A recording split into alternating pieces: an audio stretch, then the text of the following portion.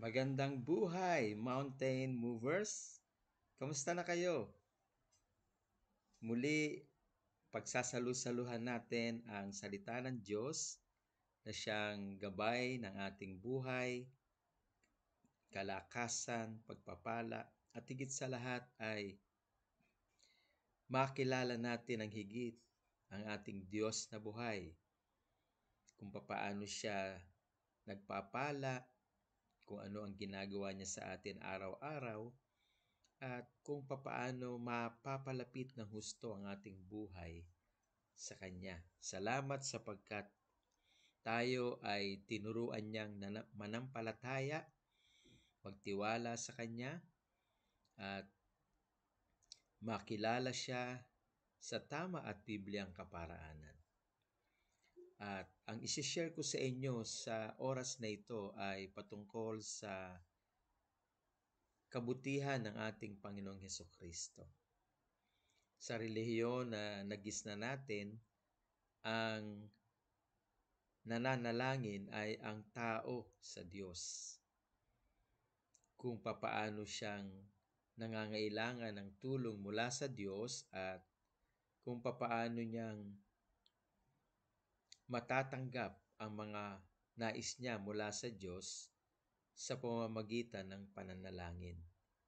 Pero isang katotohanan na matutunghayan natin sa oras na ito, na ang nananalangin para sa atin bilang mga mananampalataya ng ating Panginoong Hesukristo sa harapan ng ating Amang sumasalangit na may gawa ng langit at lupa, na nagkaloob sa atin ng kaligtasan, pag-iingat, araw-araw at mga pagpapalang ating nakakamtan, maging ang kalakasan, kapayapaan, pag-iingat, at katiwasayan ng puso na nagtitiwala na hindi tayo pababayaan ng Diyos. At dito sa ating tatalakayin sa oras na ito ay hango dito sa Hebrews chapter 7 verse 25. Therefore, He is able to save completely. Yung personal pronoun na He dito ay ang tinutukoy, walang iba kung hindi ang ating Panginoong Yesus bilang ating saserdote o pare na nabubuhay ng walang hanggan, na hindi prevented ng anumang kahinaan ng tao para hindi masagot ang mga pananalangin o maging hadlang ang mga kahinaan ng pare o ng lingkod ng Diyos na nananalangin sa harapan ng Diyos. Ang ibig sabihin, yung pagiging pare ng ating Panginoong Hesukristo o dakilang saserdote ay walang hadlang. Hindi mahahadlangan ng kamatayan, hindi mahahadlangan ang kanyang mga pananalangin sa kanang trono ng Amang sumasalangit sa pamamagitan ng anumang kahinaan na meron ang tao. Kung babasahin natin ito, simula dito sa verse 21, dito sa Hebrews chapter 7, na noong una, ang mga saserdote o ang mga pare, sila ang dumudulog sa Diyos upang ilapit nila ang mga tao sa Kanya upang ito ay mapagpala ng Diyos. Ngunit napiprevent ang pare o ang saserdote sa paglapit niya sa Diyos upang makatanggap siya ng tugon mula sa Diyos para sa mga taong inilalapit niya sa pamamagitan ng kanyang kahinaan, maging ng kamatayan bilang tao. Kaya nung dumating ang ating Panginoong Hesukristo, ay pinalitan yung ganong klase ng estilo na ang pare bilang tao ay may kahinaan, may kahinaang bilang tao na magiging hadlang upang hindi masagot ng Diyos ang kanyang idinudulog na pangangailangan ng mga tao sa kanyang harapan at hindi maipagpapatuloy sapagkat bilang pare na tao ay matatapos ang kanyang pagiging pare sapagkat siya ay mamamatay. Pero ang ating Panginoong Yesus bilang pare na naparito sa mundong ito at nagbigay ng buhay na walang hanggan sa atin na tayo ay nagtiwala sa Kanya, imbis na tayo ang mabayubay sa krus sapagkat tayo ang nagkasala, ngunit gayon na lamang ang pagmamahal ng Ama sa bawat isa sa atin, kung kaya't mismong ang namatay sa krus, walang iba kung hindi si Jesus na tunay na anak ng Diyos, sapagkat inako niya ang lahat ng ating mga kasalanan. Hindi ang relihiyon kung hindi siya mismo ang nabayubay sa krus, pinasan niya ang hirap, dusa at sakit ng buong sangkatauhan dahil sa kasalanan at namatay siya para sa ating lahat. Upang tayo ay hindi na magdusa, upang tayo ay mapatawad sa lahat ng ating mga kasalanan at maging tunay na mga anak ng Diyos. At ito ay magbunga sa atin ng buhay na walang hanggan. Kaya ang ating Panginoong Jesucristo bilang Diyos na nagkatawang tao ay walang kasalanan. At pinagkalooban niya tayo ng buhay na walang hanggan nung tayo ay nanampalataya sa Kanya. So it is finished, it is done, everything has been given, everything has been given unto us, every blessing with eternal life. Kaya nga, ang sabi niya nung siya ay nakabayubay sa krus ng Kalbaryo, it is done, it is finished, tetelestai. Ibig sabihin, ang kaligtasan ay tapos na sa pamamagitan ng kanyang paghihirap at kamatayan sa krus ng Kalbaryo. At ngayon, siya ay nasa kanang trono ng ating Amang sumasalangit at nagpapatuloy na gumagawa ng dakilang bagay para sa ating lahat. At ang kanyang ginagawa sa kanang trono ng ating Amang sumasalangit ay nananalangin bilang ating pare o saserdote. Kaya nga ang sabi ko kanina, sa relihiyon na kinagisna natin, ang pare bilang siya ang representante ng tao sa Diyos, siya ang dumudulog sa Diyos, inilalapit niya yung pangangailangan ng mga tao. At merong hadlang yung kanyang kahinaan na maaring sa kanyang kahinaan ay hindi siya makatanggap ng sagot mula sa Diyos para sa mga taong inilalapit niya sa kanyang harapan. Sapagkat ang kahinaang ito ay ang kasalanan, ang karumihan, at kapos sa kaluwalhatian ng Diyos na buhay. At mapiprevent din ito sa pamamagitan ng pagiging tao na may kamatayan. Ngunit ang ating Panginoong Yesus, matapos na siya ay mabayubay sa krus, siya ay umakyat sa langit at ngayon ay nakaluklok sa kanang trono ng ating Amang sumasalangit. At ano ang kanyang ginagawa? Nananalangin para sa bawat isa sa atin. Napakadakila at napaka mainam na isipin na kahit na ano ang ating ginagawa, kahit saan tayo naroroon, ang Panginoong Yesukristo ay nananalangin sa bawat isa sa atin. Nananalangin ang ating Panginoong Yesukristo sa atin sa bawat segundo ng ating buhay. Wow! At ang kanyang pananalangin para sa atin sa kanang trono ng ating Amang sumasalangit ay kailanman hindi mapapahindian ng Ama. Ngayon, kung tatanungin ko kayo, ano kaya ang ipinapanalangin ng ating Panginoong Yesus sa bawat isa sa atin? Siyempre, ang pananalangin tayo ay ingatan. Tayo ay ilayo sa anumang kapahamakan at gawa ng anumang puwersa ng kadiliman. Tayo ay proteksyonan.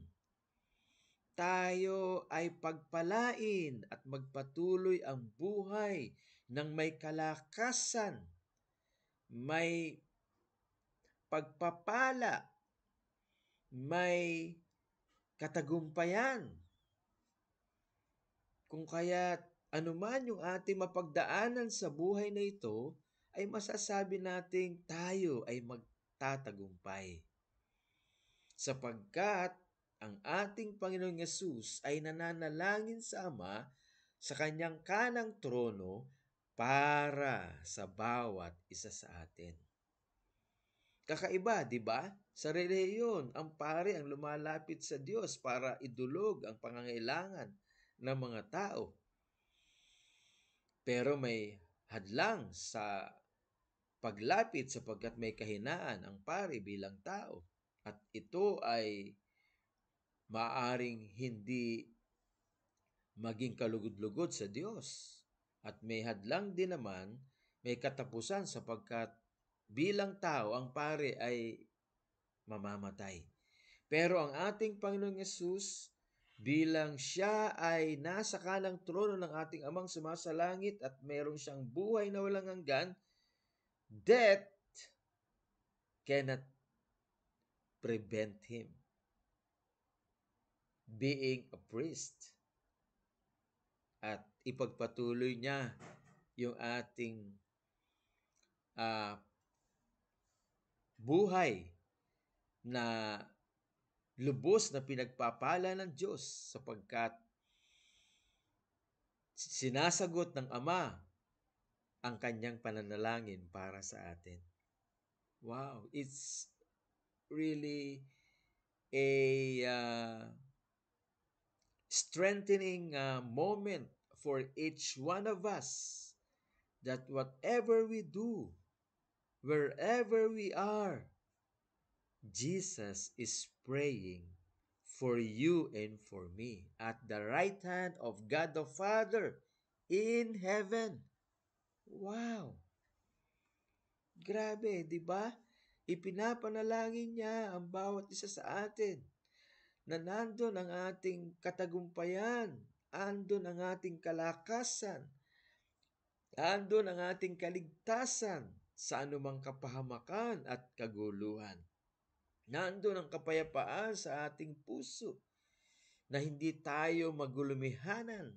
Nandun ang kapayapaan sa ating isipan na hindi tayo malito o mag-alala man lamang.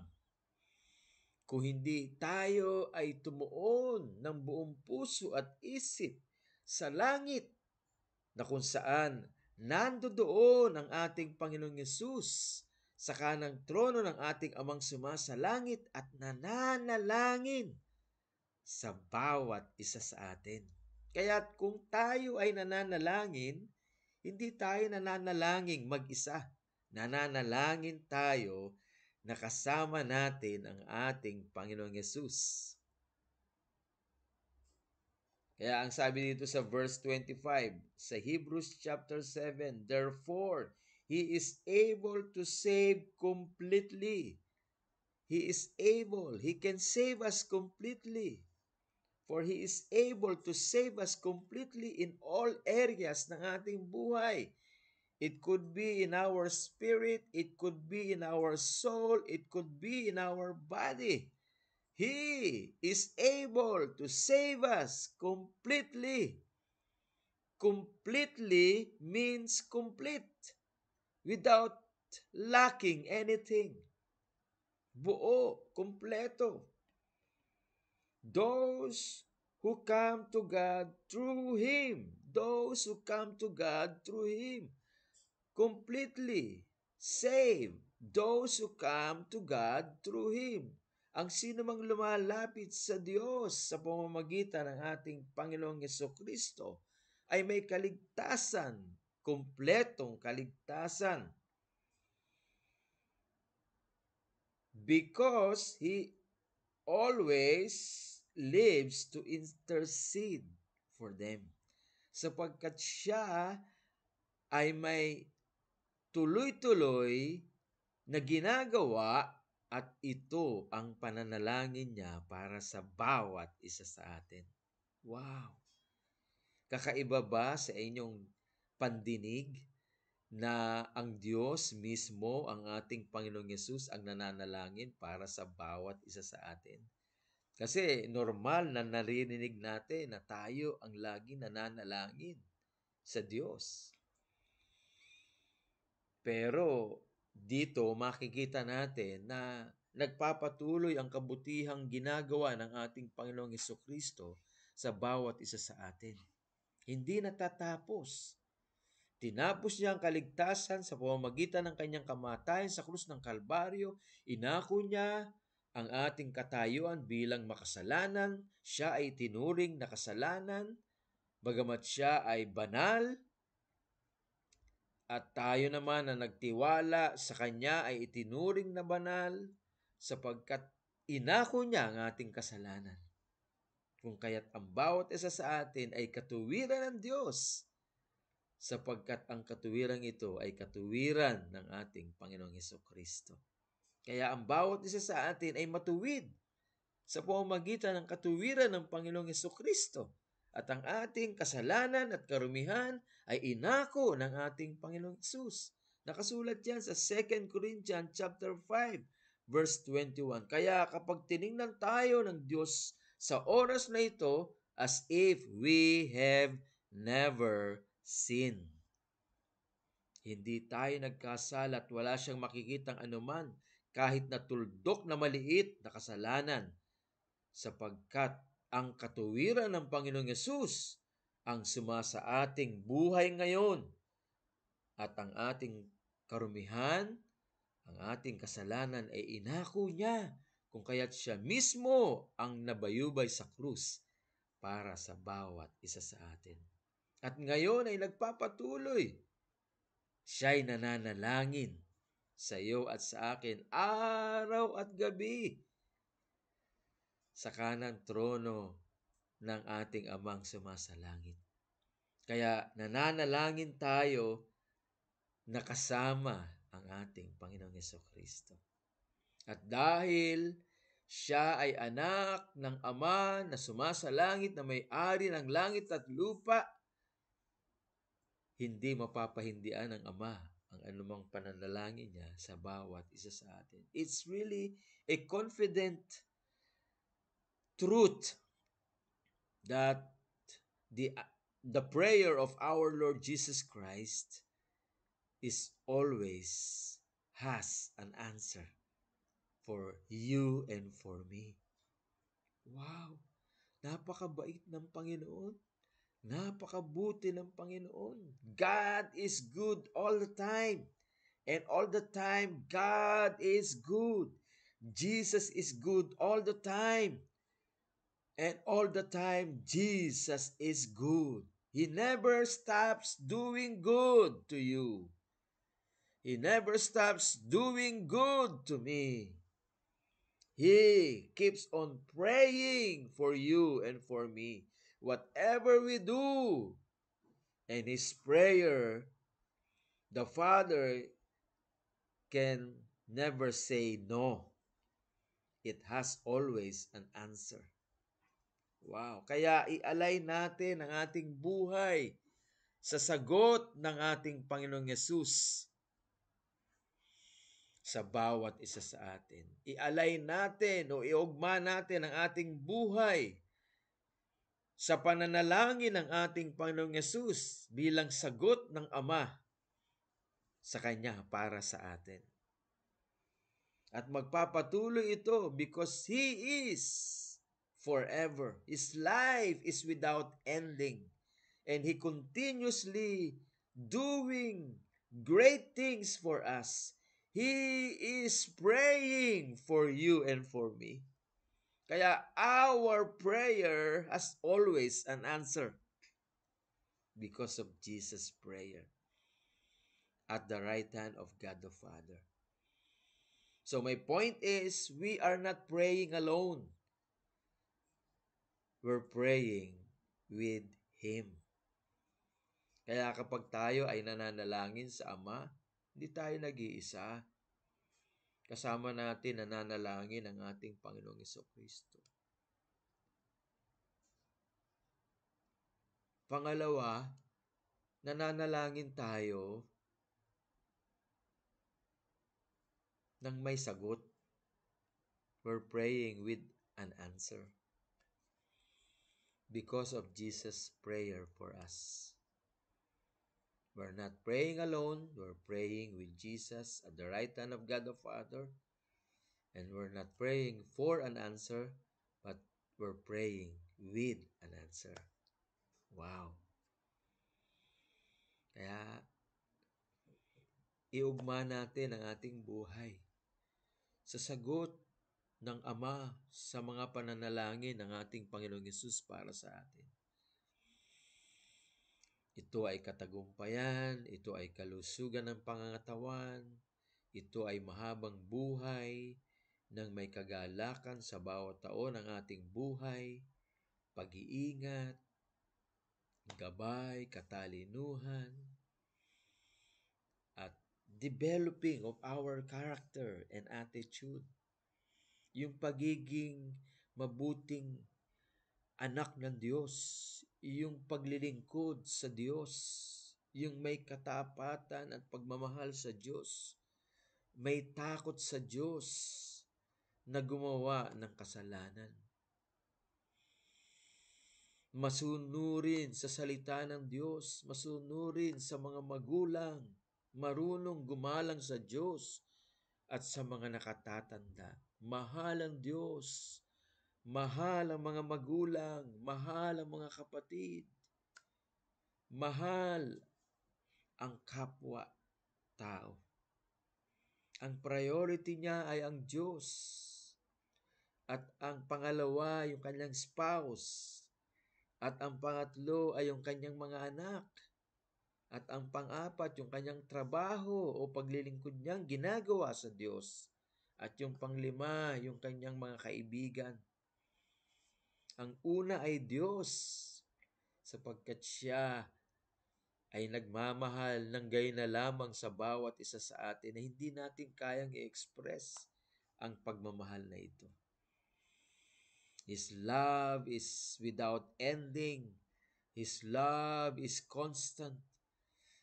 Tayo man ay narumihan dahil sa kasalanan, mahal niya tayo at mahal na mahal niya tayo.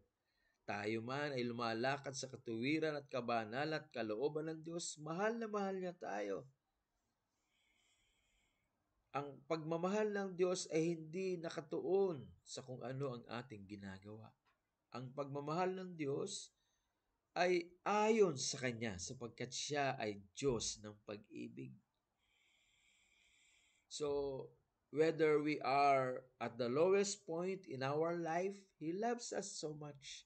Whether we are up, He loves us so much too. His love never be changes because His love is constant. He loves us when we are down. He loves us when we are up. And His love is without ending. Hindi natatapos, hindi nasusukat ang pagmamahal ng Diyos. Ito ay nananatili magpakailanman. At hanggang ngayon, ang pagmamahal na ito ay iniukol niya sa bawat isa sa atin at pinatutunayan niya na ang pagmamahal na ito ay wagas sapagkat hanggang ngayon ay may ginagawa siya sa bawat isa sa atin. At isa nga ito, na siya ay nananalangin sa iyo at sa akin, sa ating mga mahal sa buhay.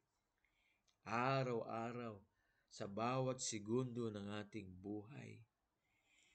Na magpatuloy ang ating buhay na may katagumpayan, na mapagtagumpayan natin ang bawat hamon sa buhay na ito, na mapagtagumpayan natin ang bawat tukso sa buhay na ito, na mapagtagumpayan natin ang bawat pangangailangan sa buhay na ito sapagkat lubos tayo nagtitiwala sa Kanya. Na hanggang ngayon ay ipinakikita niya kung paano niya tayo pinangangalagaan, tinutulungan, sinasamahan. Ang sabi niya, hindi kita iiwan, hindi kita pababayaan, ako ay laging sasayo. Meron pa bang katulad ng ating Diyos sa paligid natin? Wala tayong maihahambing na maaari nating itulad sa Diyos. Siya ang tunay na nagmamahal. Siya ang tunay na nagmamalasakit. Siya ang tunay na nangangalaga sa bawat isa sa atin. Kung kaya tayo ay makakaasa sa Diyos at kailanman ang mga umaasa at nagtitiwala sa Kanya ay hindi niya ipahihiya. Nandoon ang Kanyang pag-iingat, nandoon ang Kanyang gabay. Kung ang Kanyang buhay ay naipagkalob niya sa krus ng Kalbaryo sa bawat isa sa atin, how much more ang lahat ng ating pangangailangan. Everybody say, Jesus never stops doing good to you and to me. He cares for you and for me and for my family. Every moment of the day. Hallelujah. Praise God. So, if God is really cares for us, we also care for each one of us, for each member of our family, mountain movers, magmahalan, maggalangan, magtulungan, maglingkod sa Diyos, maging mabuting mga anak ng Diyos. Mahalin ang mga magulang, igalang sila. Mahalin ang mga kapatid. Mahalin ang ating kapwa. Sapagkat ang bawat isa ay pinagkalooban ng Diyos ng kanyang wangis at ng kanyang larawan. Lahat ng tao ay merong wangis ng Diyos. Lahat ng tao ay merong larawan ng Diyos.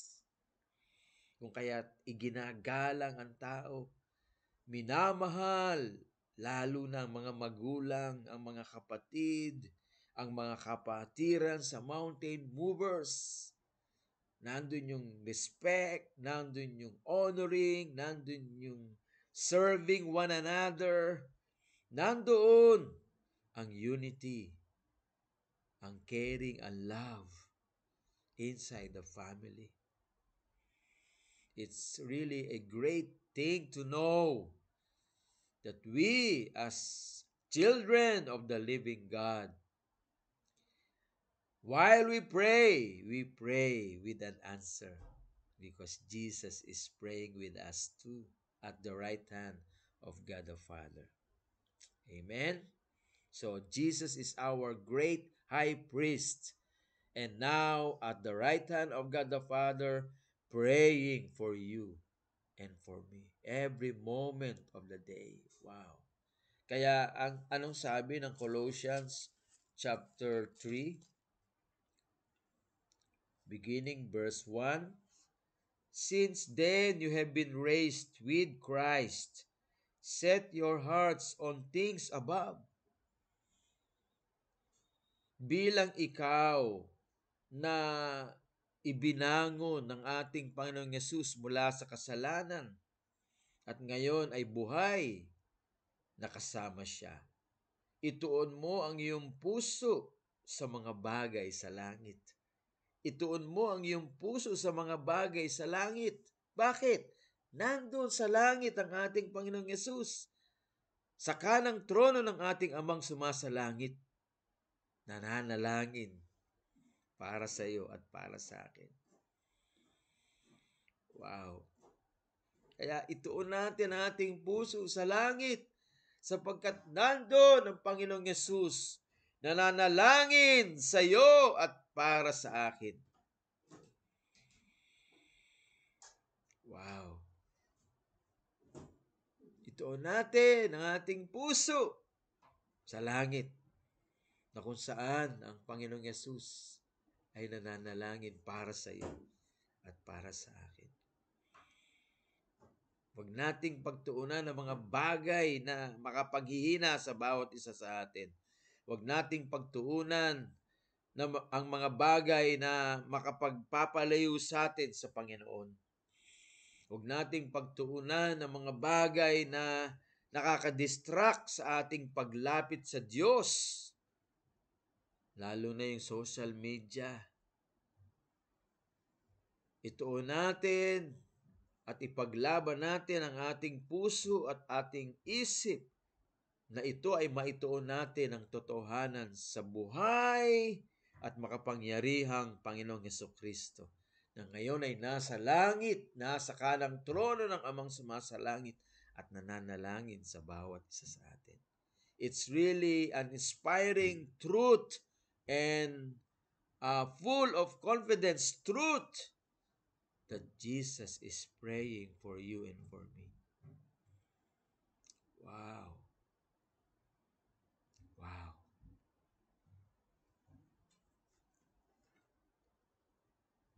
Set your hearts on things above, where Christ is seated at the right hand of God. Ayun.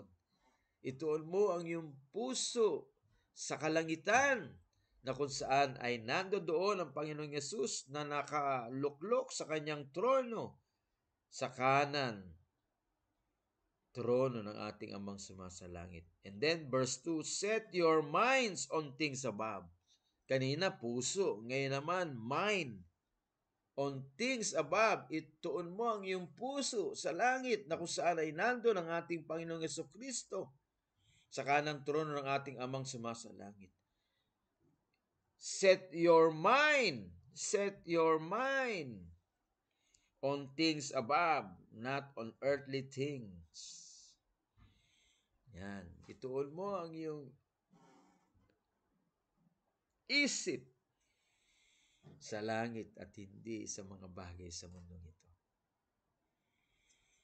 Lalo na sa problema, nakakapanghina yan. Nakaka-stress yan. Pero ang sabi ng Diyos sa atin, ituon mo ang iyong puso at isip sa kalangitan, sapagkat lahat ng iyong kailangan ay nandun sa kasagutan ng Ama sa pananalangin ginagawa ng ating Panginoong Yesus sa bawat isa sa atin. Amen? Praise God. Tayo may nalangin. O Diyos, maraming salamat po sa katotohanan na makalimot man kami na manalangin, pero Ikaw, kung meron mang oras sa langit, wala kang ibang ginagawa kung hindi ang kami idulog sa Ama, ang kami makatanggap ng sagot sa Ama mula sa iyong pananalangin sa bawat isa sa amin. Ito ay katagumpayan, pag-iingat, mahabang buhay, malusog na pangangatawan, dahil malusog ang aming espiritu, ang aming kaluluwa, at pag-iingat, gabay, pagtatanggol, proteksyon, anumang himala, O Diyos, ay patuloy mong iparanas sa aming lahat, sa Zamora, Angati, Ribagay, family, sa pamilya ni Sister Joby, ni Darlene, ni Sol, ni Jaja, sa pamilya, Panginoon, ni Cheryl, ni Nanay Irma, sa pamilya ni Jerry, ni Lisa, hallelujah, sa pamilya ni Gig, sa pamilya ni Edith, ni Odessa, ni Luchi, sa pamilya ni Desbert, sa pamilya ni Kuya Arman, ni Rusty, pamilya ni Sophia, pamilya ni Sweetie, Rashikarabarashandarabahay. Pamilya, Panginoon, ng aming mga mahal sa buhay dyan sa Mountain Movers, O God. Hallelujah, hallelujah. Embrace mo po sila, yakapin niyo po sila, Panginoon, at ipadaman niyo ang inyong pag-ibig, ang inyong pagmamahal, ang inyong pagsama, ang inyong katagumpayan. Oh God, i-multiply ninyo ang inyong mga anak. At lubos niyo po silang pagpalain, Panginoon, at maranasan ang mga himala na inihanda mo sa kanila araw-araw. O God, salamat po sa aking mga kapatid, Panginoon. Hindi ko man mabanggit ang kanilang mga pangalan, pero kilala mo po sila, O Diyos.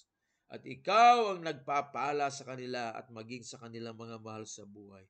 Ikaw ang tumutugon, Ama, sa lahat ng kanilang kailangan sa pamamagitan ng sagot mo sa pananalangin ng Panginoong Jesucristo. Nandun at kasama mo sila. Nandun at kasama mo sila. At ang sabi mo, hindi mo sila iiwan, ipapabayaan man. O Diyos, palakasin niyo ang kanilang mga puso, palakasin ninyo ang kanilang mga isip, at bigyan ito ng katalinuhang nagmumula po sa inyo. Ang inyong pag-iingat, palakasin ninyo ang mga anak, hindi lamang sa pisikal, kundi sa spiritual, O God, ng higit. Ang kanilang pananalig sa inyo, Panginoon, ay patuloy po ninyong palakasin. Salamat po, O Diyos. Kung meron man sa amin ang may sakit, maranasan po nila ang himala ng iyong kagalingan. Kung meron man sa aming nabibigat ang lubha, bigyan niyo po sila ng kaaliwan at kagaanan ng kalooban. Kung sino man sa amin ang nalulungkot, bigyan niyo po sila ng kasiyahan. Kung sino man po sa amin na nangangailangan, O Diyos, ng higit na himala, salamat po, Panginoon, sa higit na himala. Pinupuri ka namin, pagpalain niyo ang mountain movers, O God. Pagpalain niyo at i-multiply ninyo ang inyong mga anak sa gawain pong ito. Lahat kami maglilingkod po sa inyo hanggang sa muli ng inyong pagbabalik. Pinupuri namin kayo at pinasasalamatan, O God.